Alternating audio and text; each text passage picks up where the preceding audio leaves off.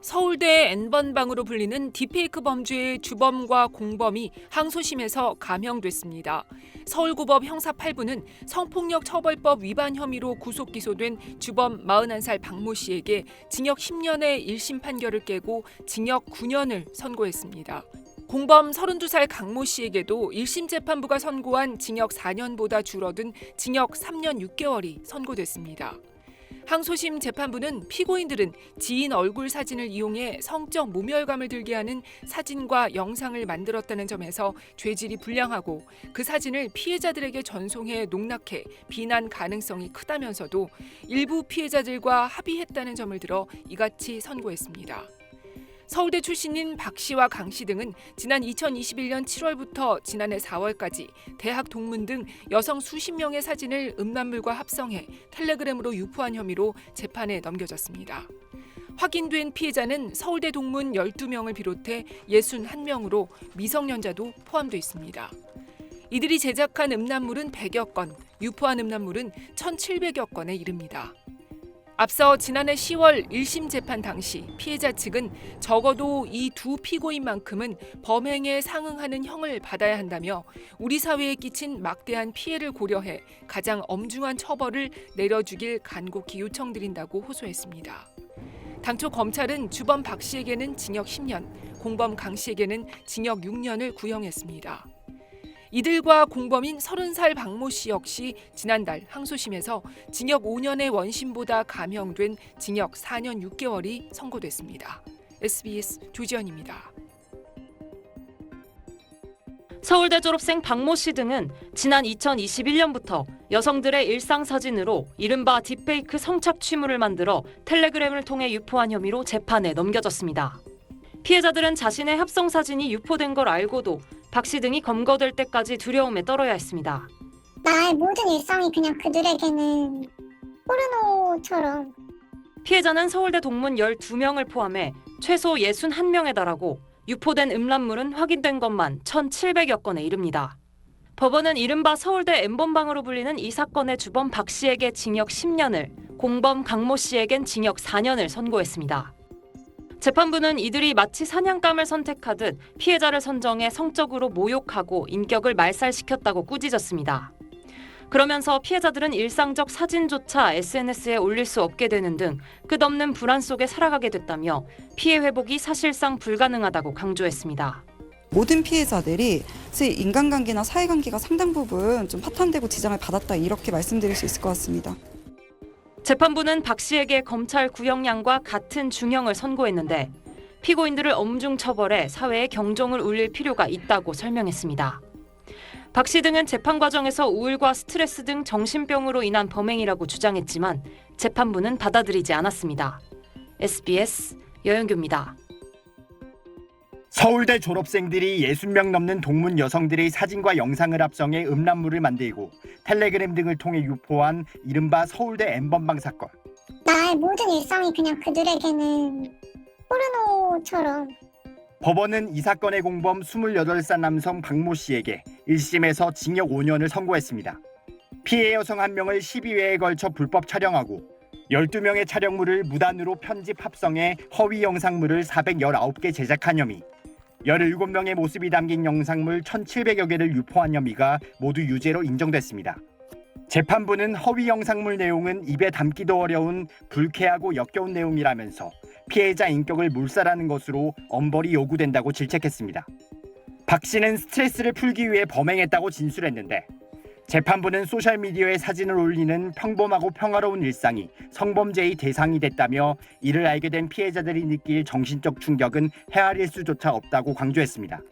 SNS에 사진을 게시하는 굉장히 평화로운 행위가 성적인 범죄로 이용되어서 여성들의 일상을 파괴시키는 점에서 앞서 검찰은 박 씨에게 징역 10년을 구형했지만 양형 기준과 일부 피해자들과 합의한 점 등이 고려돼 절반인 5년형이 선고됐습니다.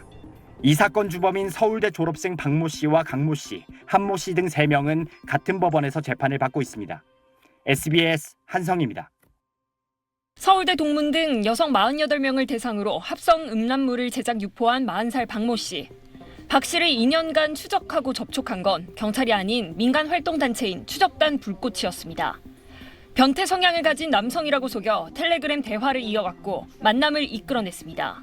가상의 아내가 있다고 이제 설정을 해서 그 아내를 이제 능욕하는 대화들을 같이 했어요. 그러면서 이제 라포를 쌓았는데 경찰 위장 수사는 아동 청소년 대상 디지털 성범죄로 제한돼 있다 보니 피해자 측이 신분을 속여 직접 추적한 겁니다.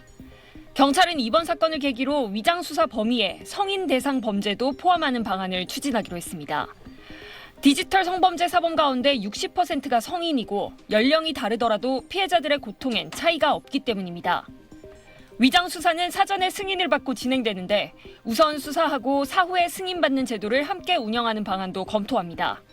가해자가 잠적하거나 대화방이 사라질 수도 있는 디지털 범죄 특성을 고려한 겁니다. 다만 남용에 대한 우려도 있습니다. 실적을 높이기 위해서 범죄를 저지르고 싶은 생각 전혀 없는 사람을 부추기지 않는 범위 내에서 경찰은 위장 수사 허용 요건을 까다롭게 하는 등의 남용 방지 대책도 검토하고 관계 부처와의 협의를 진행할 계획입니다. SBS 박서경입니다.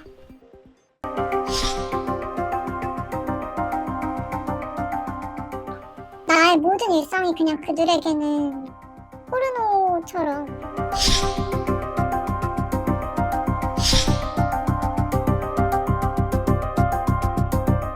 수사 과정이 훨씬 더 트라우마가 좀 심했어요. 피해자들이 모든 걸 그냥 감당하게 만드는?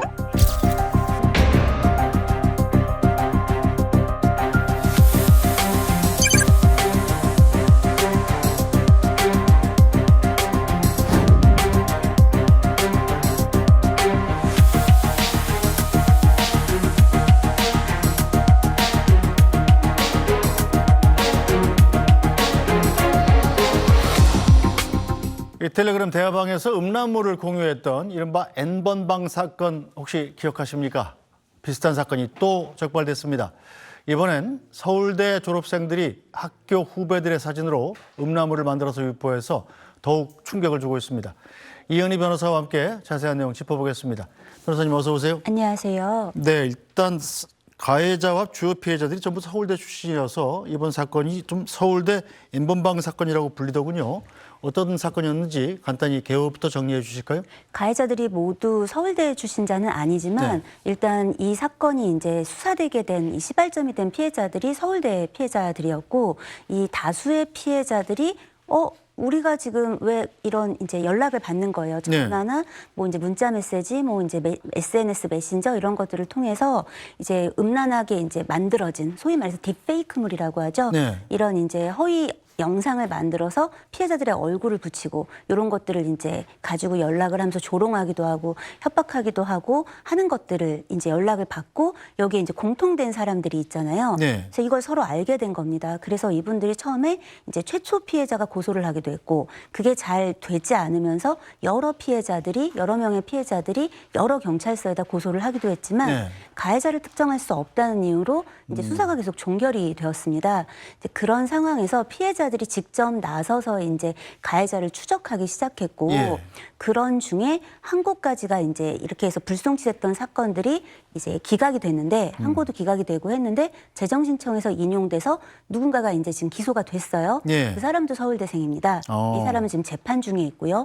그런데 이것과 별개로 이 사람이 지금 이제 그 올릴 수 없는 상황인데도 계속해서 피해 영상이 올라가는 거예요.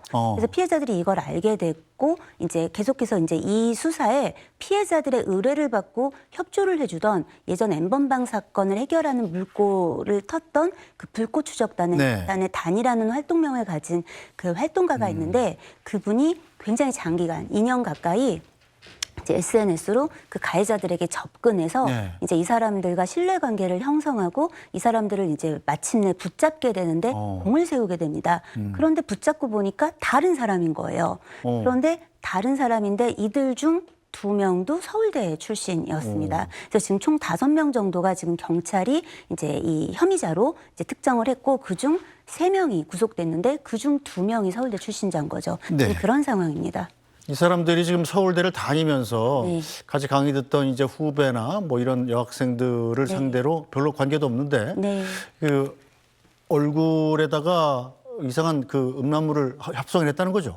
그러니까 이게 자신들이 합성할 수도 있지만 예. 요즘은 플랫폼 같은 것들이 너무 많이 개발이 되다 보니까 인터넷에 조금만 쳐도 무료로 어떤 피해자의 사진과 그다음에 음란한 어떤 영상이나 사진을 합성해 주는 것들이 되게 쉽게 되는 것들이 많은 거예요. 아, 그래요? 근데 이제 이들은 좀 구체적으로 좀 더 자기들의 이제 노력도 좀 가미해서 이런 행위를 했던 것 같고, 사실 피해자들 입장에서는 이 가해자들이랑 뭐 이제 특별히 뭐 밥을 먹었다든가 네. 차를 마셨다든가 뭐 이런 교류 관계를 갖고 있지 않은 거예요. 그냥 알고 있는 거죠. 네. 그러면 우리가 보통 뭐 카카오톡이라든가 뭐 라인이라든가 여러 가지 이제 그 SNS 네. 소통 어플을 쓰지 않습니까? 근데 거기 올라와 있는 그 프로필 사진 같은 것들을 도용해서 이제 심지어 이렇게 활용해가지고 성적 음란물을 네. 만드는 그런 피해가 발생한 것이죠. 참, 내 얼굴이 그렇게 도용이 됐다면 얼마나 황당할까 생각이 드는데, 자, 지금 현재까지 그럼 피해자는 몇 명이나 됩니까? 현재 이제 이 서울대에서 이야기하고 있는 피해자는 11명 정도지만 네. 사실 이들을 검거해서 이제 수사를 해보니까 사실은 이제 그 주범으로 이야기되고 있는 40대 박 씨라는 인물이 있습니다. 네. 이 사람에 의한 피해자가 이미 48명. 그리고 아이고. 강 씨라고 이야기되어지는 다른 이제 그 가해자가 있는데 그 사람에 의한 피해자가 28명. 요 숫자를 합하면 이제 근데 겹치는 인물이 있기 때문에 61명 정도로 이제 피해자가 현재는 파악이 되어 있는 상황이라고 하고요. 네. 그런데 이들이 단순히